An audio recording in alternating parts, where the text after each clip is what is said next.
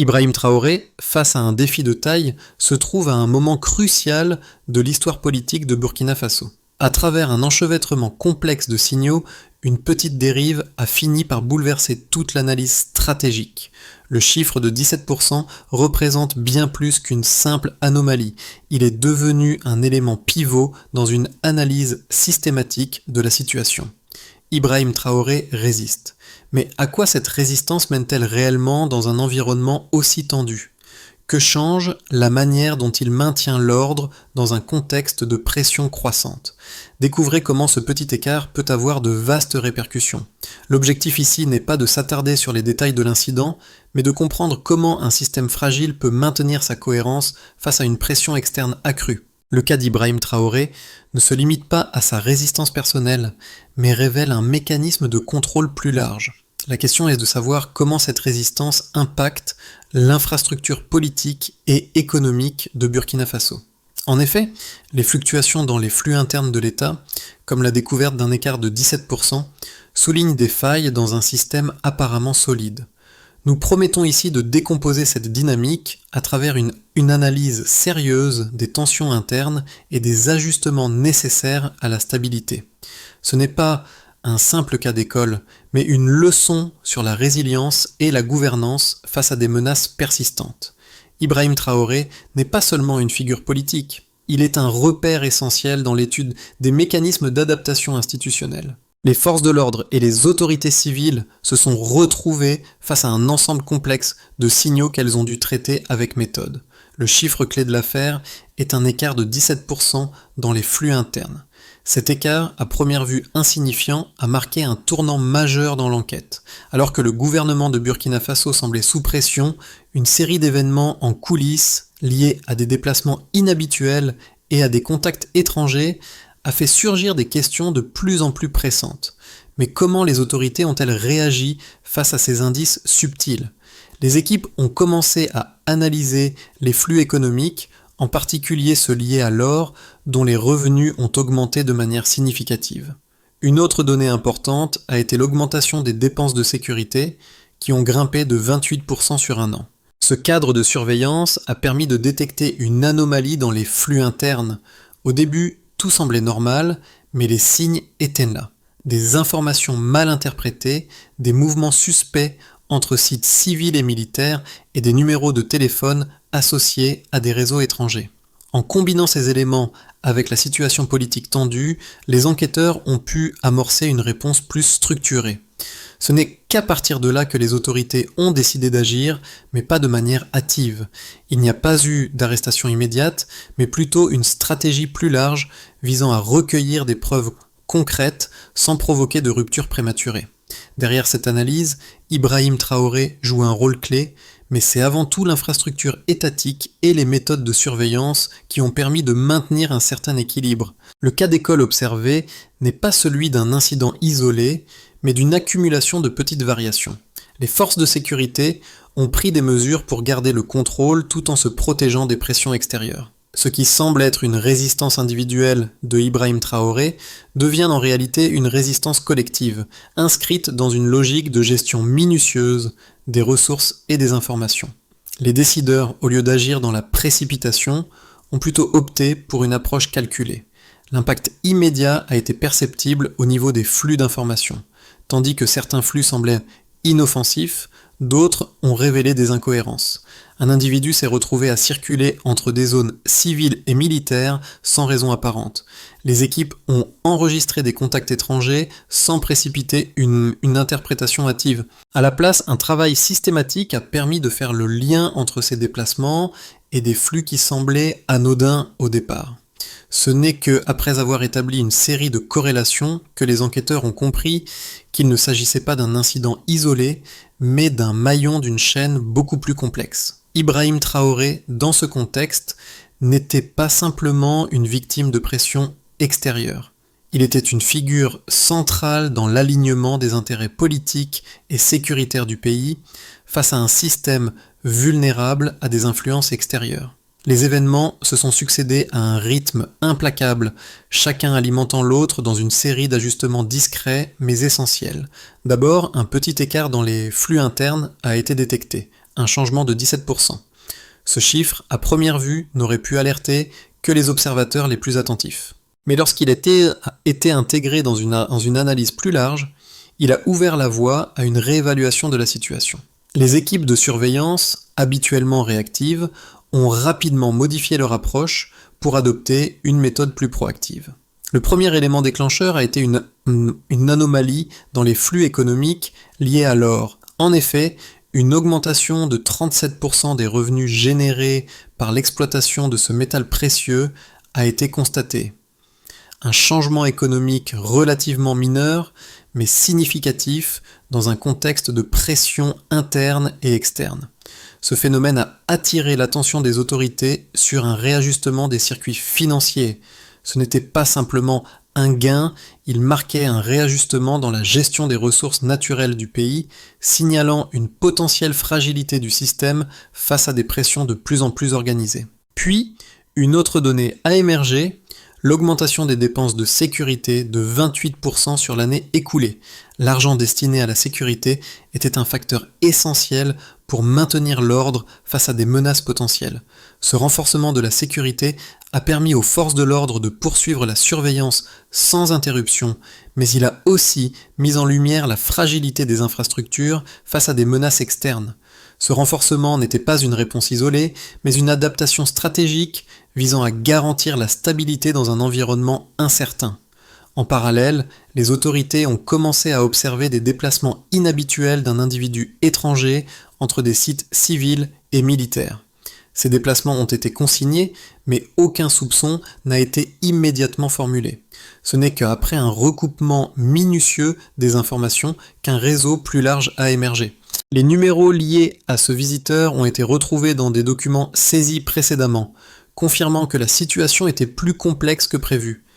Les informations ont continué à circuler entre les unités de renseignement, permettant aux enquêteurs de reconstituer une chronologie des événements. Cela a permis de passer d'une approche réactive à une stratégie plus mesurée. Chaque micro-écart était désormais pris en compte et analysé dans le cadre d'une série d'indices qui, pris séparément, n'auraient pas révélé la véritable portée de la situation. C'est à ce moment-là que l'interpellation sans confrontation a été décidée. L'objectif n'était pas de précipiter les choses, mais de préparer une réponse structurée et mesurée. La vigilance systématique, couplée à une analyse de l'ensemble des flux et des comportements, a permis de sécuriser la situation sans laisser place à une réaction hâtive. Le basculement vers une approche plus méthodique a été lent mais inévitable, transformant une simple anomalie en un enjeu de gestion stratégique à long terme. Les preuves quantitatives ont joué un rôle clé dans l'évolution de l'analyse. Ces données, apparemment banales, ont transformé la perception de l'incident initial, lui donnant une nouvelle dimension. Le premier élément à examiner fut l'écart de 17% dans les flux internes. Au début, ce chiffre semblait dérisoire. Cependant, une fois placé dans un contexte plus large, il a révélé une structure sous-jacente plus complexe. Les enquêteurs ont vite compris que cet écart n'était pas un événement isolé, mais une variation mesurable qui nécessitait une analyse approfondie. Le premier chiffre significatif a été l'augmentation des revenus liés à l'or, un secteur clé pour Burkina Faso. Une hausse de 37% a été enregistrée, une variation qui, bien que modeste, a montré un réajustement dans la distribution interne des ressources. Ce chiffre n'a pas seulement signalé une croissance économique, mais aussi un changement dans la manière dont les ressources étaient gérées et redistribuées. Ce genre de variation peut indiquer une vulnérabilité dans la gestion des flux financiers, surtout lorsqu'il survient dans un contexte de pression extérieure accrue. Ce n'est pas un indicateur à négliger, mais un signal d'alerte qu'il fallait prendre en compte dans l'analyse globale. Ensuite, une autre donnée a été l'augmentation des dépenses de sécurité de 28%. Ce chiffre est essentiel pour comprendre comment le pays a réagi face à des menaces externes. L'augmentation des investissements dans la sécurité ne signifie pas simplement un renforcement des mesures de contrôle, mais aussi une adaptation stratégique aux pressions croissantes. Cette hausse montre que le pays s'attendait à des défis supplémentaires et était prêt à ajuster ses ressources pour faire face à ces risques. Ce changement dans les dépenses de sécurité a été une réponse directe aux anomalies observées dans les flux internes et aux tensions géopolitiques croissantes. En parallèle, une réduction de 45% des aides extérieures a été enregistrée depuis fin 2023. Cette contraction des aides était un autre indicateur significatif. L'isolement économique qui en résulte a accentué les vulnérabilités de Burkina Faso, mais a également incité les autorités à internaliser davantage de fonctions essentielles. Ce chiffre n'a pas seulement révélé une dépendance réduite aux ressources externes, mais aussi une pression accrue sur les ressources nationales. Ce réajustement a conduit à une réévaluation des priorités économiques et sécuritaires internes, chaque changement nécessitant une réponse systématique. Ces 3 chiffres ne sont pas simplement des indicateurs isolés, mais des éléments d'une analyse beaucoup plus profonde. Lorsqu'ils sont combinés, ils montrent un système en transition qui se réorganise pour faire face à des défis internes et externes. Ces variations, bien qu'individuellement significatives, prennent tout leur sens lorsqu'elles sont mises en perspective. Elles permettent de comprendre pourquoi certains événements ont été traités avec une telle rigueur méthodologique. Enfin, ces données quantitatives ont permis de définir des paramètres plus précis pour la surveillance et l'analyse des flux. Les équipes de renseignement ont pu ajuster leur stratégie en fonction de ces nouvelles informations. Ce n'était plus une simple question de réaction face à des événements ponctuels, mais un processus systématique d'ajustement et d'analyse continue. Les preuves quantitatives ont non seulement clarifié la situation, mais ont aussi renforcé la capacité des autorités à gérer les pressions externes de manière efficace. En fin de compte, ces chiffres ont joué un rôle déterminant dans la construction d'une réponse cohérente et bien structurée face à un défi de plus en plus complexe. Lorsque l'on analyse les différents facteurs influençant la situation, 2 perspectives opposées émergent concernant les implications stratégiques pour Burkina Faso. D'un côté, il existe une thèse qui souligne la dépendance croissante du pays vis-à-vis des acteurs externes, notamment en ce qui concerne les aides et les ressources économiques. D'un autre côté, une autre lecture repose sur l'idée que Burkina Faso, malgré les pressions extérieures, peut s'appuyer sur ses propres ressources pour maintenir sa résilience et sa stabilité. La première thèse, celle de la dépendance croissante, est soutenue par l'analyse des flux financiers et des aides extérieures. La réduction de 45% des aides conditionnées est un indicateur majeur de cette dynamique. Cela montre que, dans un contexte de pression extérieure, le pays devient plus vulnérable à des perturbations économiques et géopolitiques. Ce modèle met en lumière la fragilité du pays face à une réduction des soutiens financiers et à la nécessité de maintenir des partenariats solides pour assurer la stabilité économique et sécuritaire. L'accumulation des anomalies dans les flux internes, telles que l'augmentation des revenus provenant de l'or et les changements dans les dépenses de sécurité, peut être interprétée comme une tentative de Burkina Faso pour compenser ses pertes extérieures.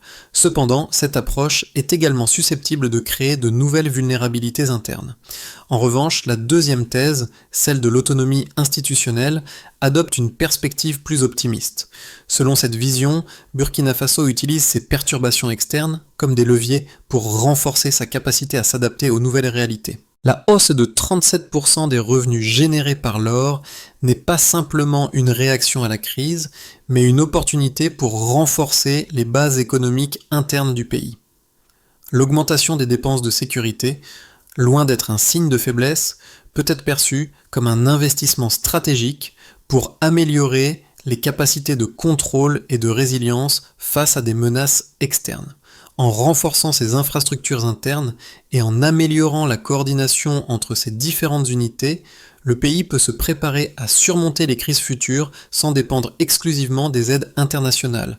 Les 2 perspectives sont cohérentes dans leur propre logique, mais elles s'opposent sur la manière dont Burkina Faso peut naviguer dans un environnement de plus en plus complexe. D'un côté, il est plausible que la dépendance croissante aux acteurs extérieurs fragilise le pays. D'un autre côté, il est également possible que l'adaptation interne de Burkina Faso permette au pays de mieux faire face aux défis futurs en utilisant ses propres ressources et en renforçant sa résilience institutionnelle. À mi-parcours de cette analyse, une vérité clé émerge. L'incident, bien qu'il ait attiré une attention immédiate, n'est que le symptôme d'un processus beaucoup plus vaste. Ibrahim Traoré, loin d'être un acteur isolé, devient un repère dans une série de tensions et de calculs complexes. La résistance de Traoré n'est pas simplement une réaction face à une pression extérieure immédiate, mais le reflet d'un système plus large qui cherche à maintenir sa cohérence face à des ajustements constants. Ce n'est pas un seul événement ou un acteur en particulier qui façonne le cours de l'histoire, mais une accumulation de petites dérives et d'ajustements discrets. Le véritable changement réside dans la manière dont ces éléments se connectent, révélant une logique sous-jacente. L'approche systématique mise en place pour suivre les flux internes, les déplacements inhabituels et les communications permet de comprendre comment un petit écart de 17% peut redéfinir toute une analyse.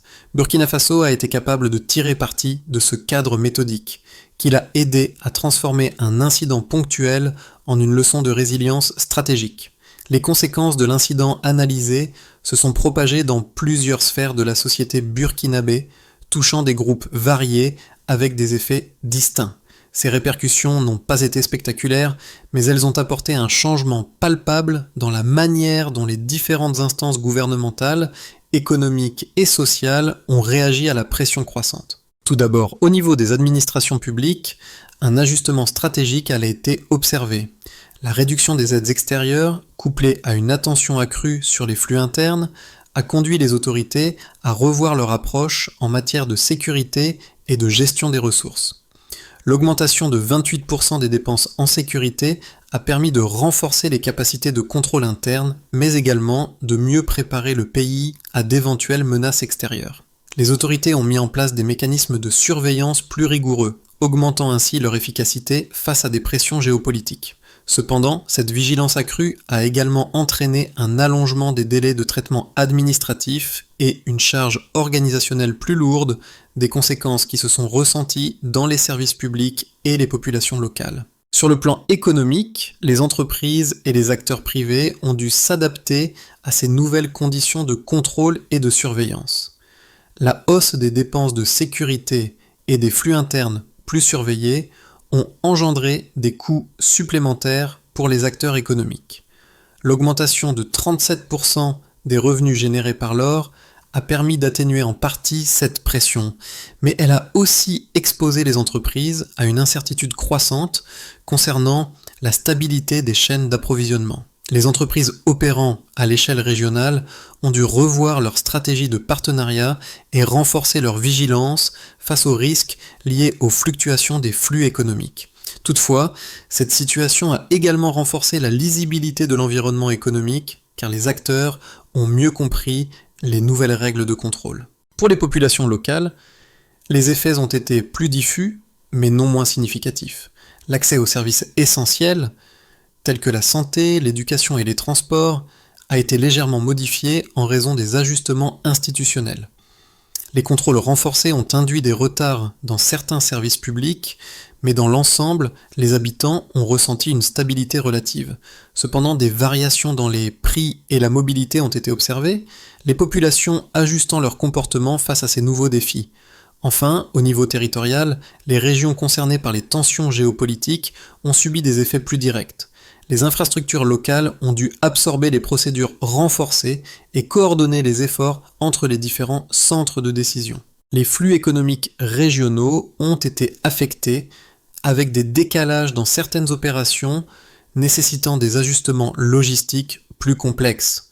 Toutefois, le système central a su stabiliser la situation en réorientant les ressources nécessaires pour éviter que des perturbations locales n'entraînent une instabilité plus large.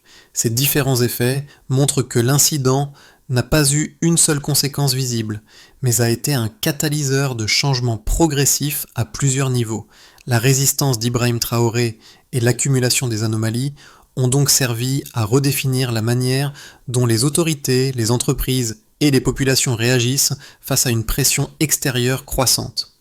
Ce processus n'a pas provoqué de rupture, mais a renforcé la capacité de résilience du pays en s'appuyant sur un réseau de surveillance et d'adaptation méthodique. À l'horizon de 6 à 12 mois, plusieurs scénarios sont envisageables pour Burkina Faso, chacun influencé par l'évolution des flux internes, des pressions extérieures et des stratégies gouvernementales.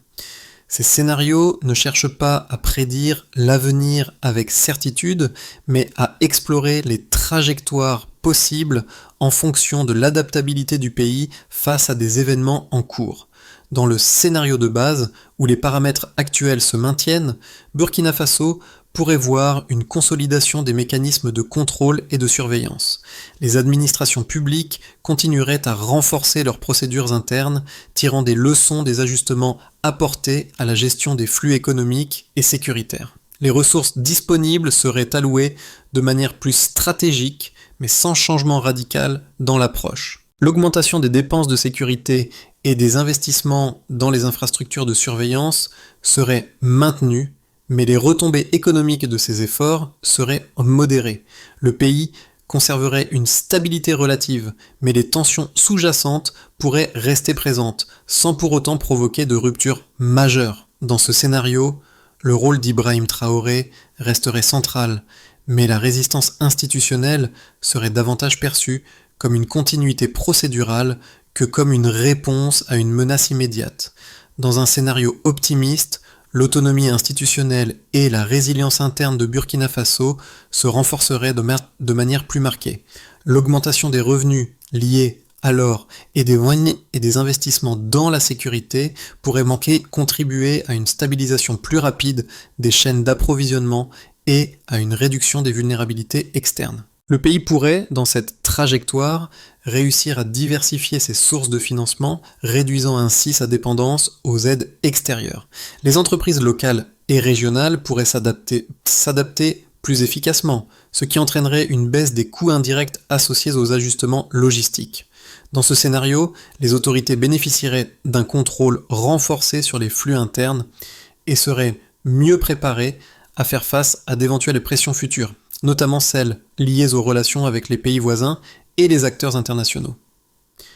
Le scénario contraint, quant à lui, prévoit une intensification des pressions extérieures et une augmentation des tensions internes. Si les flux économiques se stabilisent lentement, mais que les aides extérieures continuent de diminuer, la capacité de Burkina Faso à maintenir sa résilience pourrait être mise à rude épreuve. Les délais de traitement administratif pourraient s'allonger davantage et les coûts logistiques augmenter pour les entreprises, affectant ainsi la compétitivité du pays sur le marché régional. La multiplication des vérifications et l'augmentation de la surveillance pourraient créer un climat de méfiance parmi les populations locales, entraînant un ralentissement de l'économie et une hausse des tensions sociales. Dans ce cas, les autorités pourraient devoir adopter des mesures plus radicales pour maintenir le contrôle, mais ces efforts risqueraient d'entraîner une surcharge des ressources internes, fragilisant ainsi la stabilité à long terme. Chacun de ces scénarios présente des défis uniques, mais également des opportunités pour Burkina Faso. La clé réside dans la capacité du pays à naviguer entre ces trajectoires, tout en renforçant sa résilience institutionnelle et en optimisant l'utilisation de ses ressources internes. Le choix des priorités à venir sera déterminant pour l'avenir du pays dans un environnement global en constante évolution. Alors que la situation continue de se développer à Burkina Faso, il est important de réfléchir à l'impact que ces événements pourraient avoir sur les différents groupes de la société. Chacun d'entre eux, qu'il s'agisse des institutions publiques, des acteurs économiques ou des populations locales, est confronté à des ajustements qui pourraient façonner leur quotidien de manière significative. Cependant, ces ajustements ne sont pas nécessairement perçus de la même manière par tous les groupes. Pour les administrations publiques, la priorité sera de maintenir l'efficacité et la cohérence des processus internes. Cela pourrait entraîner un renforcement de la charge de travail des fonctionnaires, qui devront gérer des vérifications supplémentaires et des contrôles plus rigoureux. En retour, cela pourrait affecter la rapidité des décisions et l'accès aux services publics. Les citoyens pourraient ressentir un ralentissement des services, mais aussi une stabilité accrue dans les politiques de sécurité et de gouvernance. Ce changement pourrait être perçu positivement par ceux qui valorisent la stabilité, mais aussi comme un obstacle pour ceux qui recherchent une action rapide et des réponses immédiates aux crises. Du côté des entreprises et des acteurs économiques, les effets seront également contrastés. D'un côté, les ajustements logistiques nécessaires pour répondre aux nouvelles règles de surveillance et de contrôle pourraient augmenter les coûts et ralentir les activités commerciales. Les entreprises pourraient ressentir la pression d'adopter de nouvelles stratégies de gestion des flux économiques, ce qui pourrait nuire à leur compétitivité. D'un autre côté, la meilleure lisibilité du système économique, grâce à une surveillance renforcée, pourrait offrir des opportunités pour ceux qui s'adaptent rapidement et de manière proactive. Enfin, pour les populations locales, les ajustements institutionnels auront un impact direct sur la vie quotidienne. La perception de la stabilité sera probablement la plus forte parmi ceux qui dépendent directement des services publics, mais il pourrait y avoir des tensions au sein des communautés locales si les coûts augmentent ou si les services deviennent moins accessibles. Cependant, dans l'ensemble, l'ajustement des processus pourrait offrir un environnement plus prévisible et sécurisé, essentiel pour maintenir un équilibre social. Pour faire face aux pressions croissantes et aux défis stratégiques actuels, Burkina Faso devra adopter une approche méthodique et progressive, basée sur des actions concrètes. Voici les principales étapes d'une feuille de route visant à renforcer la résilience du pays face aux défis à venir.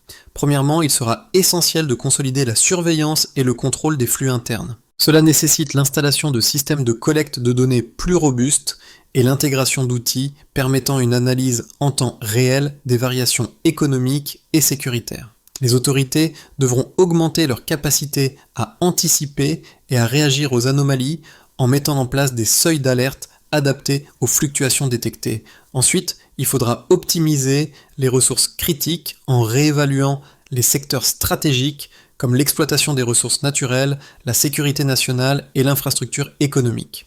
Cela inclut la diversification des revenus générés par l'exploitation des ressources, notamment l'or, et la mise en place de politiques favorisant l'autosuffisance dans les domaines clés. L'objectif est de réduire la dépendance au soutien extérieur tout en renforçant les capacités internes. Troisièmement, une harmonisation de la communication interne et des processus décisionnels s'avère indispensable. Le pays doit aligner ses différentes institutions et départements pour éviter des interprétations divergentes et optimiser la coordination entre les unités responsables de la sécurité, de l'économie et des affaires étrangères. La clarté des protocoles et une gestion plus fluide des informations permettront d'assurer des réponses plus rapides et efficaces aux crises futures. Enfin, il sera crucial d'établir des coopérations techniques ciblées, non seulement au niveau national, mais aussi avec des partenaires régionaux et internationaux. Cela permettra de renforcer la compétitivité du pays sur le plan régional, tout en consolidant ses capacités à faire face à des pressions géopolitiques croissantes. En mettant en œuvre ces étapes, Burkina Faso pourra non seulement renforcer sa résilience face aux défis actuels, mais aussi préparer le terrain pour une stabilité à long terme, basée sur une gestion plus autonome et plus cohérente de ses ressources. À ce stade de l'analyse, il devient évident que la résistance d'Ibrahim Traoré ne représente pas un simple événement isolé, mais un principe fondamental inscrit dans une dynamique plus large de résilience institutionnelle. Loin d'être un acte ponctuel, cette résistance symbolise la continuité et la méthodologie adoptée face à des pressions extérieures croissantes. Le fil conducteur de cette histoire n'est donc pas uniquement l'individu, mais le système dans son ensemble qui, tout en absorbant les tensions, parvient à maintenir sa stabilité. L'examen des flux économiques, des décisions stratégiques et des mouvements internes révèle un réseau complexe de réponses coordonnées qui, à leur manière, incarne l'idée que la solidité d'une institution ne réside pas dans un acte spectaculaire, mais dans la capacité à s'adapter de manière silencieuse et progressive. Ibrahim Traoré, tout au long de ce processus, devient une figure centrale non seulement dans la gestion des crises immédiates, mais aussi dans la manière dont Burkina Faso se redéfinit à travers les défis qu'il rencontre. Ce n'est pas un moment d'action unique qui définit cette résistance, mais la persévérance d'un système qui sait absorber et s'ajuster aux pressions tout en restant fonctionnel et cohérent.